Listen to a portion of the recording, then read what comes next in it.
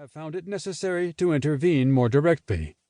Violence has briefly calmed following the introduction of more French and German forces into the country, but some uncorroborated reports do indicate that unrest continues unabated.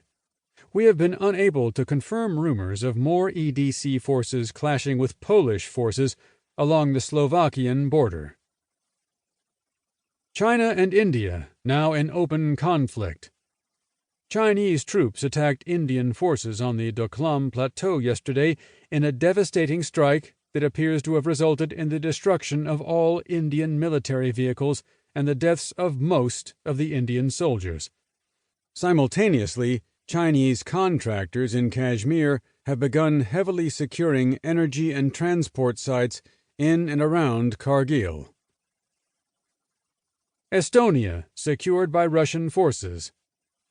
After an exchange of fire across the Estonian border, believed to have been provoked by reconnaissance elements of the 138th Guards Motor Rifle Division deliberately or inadvertently crossing the border, Russian forces pushed into Estonia on 25 September.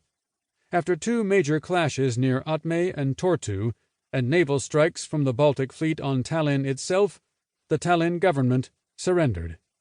Among the terms of surrender was the permanent stationing of elements of the 138th Guards Motor Rifle Division and 6th Combined Arms Army along the Latvian border.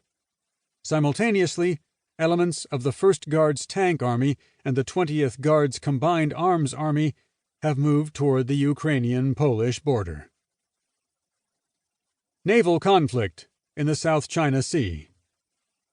Unconfirmed reports indicate that the accident that sank the USS Wayne E. Meyer in the South China Sea might have been, in fact, a torpedo strike from a Chinese nuclear attack submarine. Beijing has not acknowledged the sinking as anything but an accident, but has warned that the waters the Wayne E. Meyer was sailing through are Chinese territorial waters, and that any ships attempting to navigate through them without Chinese permission do so at their own risk. It's war. Despite what the limping remnant of the mainstream media says, all is not well in the world.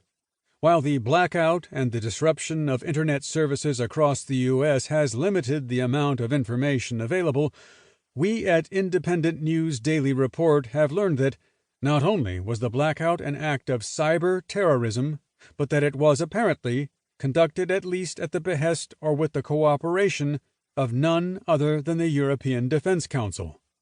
The European New World Order utopians have finally crossed the line.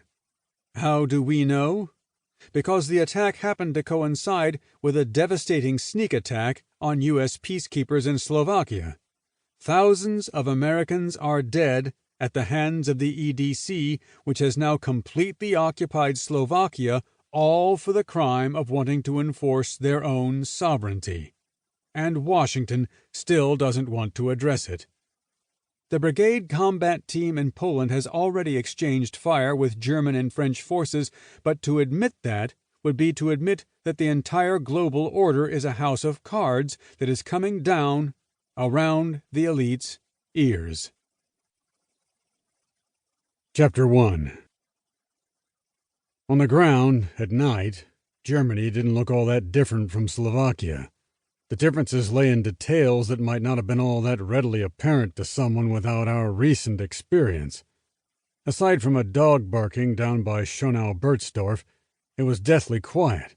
No distant thunder of artillery rumbled, no small arms fire rattled, there weren't even any aircraft to be heard in the sky.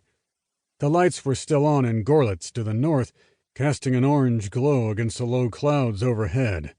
Unlike the all-too-common flickering light of burning towns and villages in Slovakia, it was a steady illumination, adding to the ambient light that our AN/PSQ-20 fusion goggles had to work with.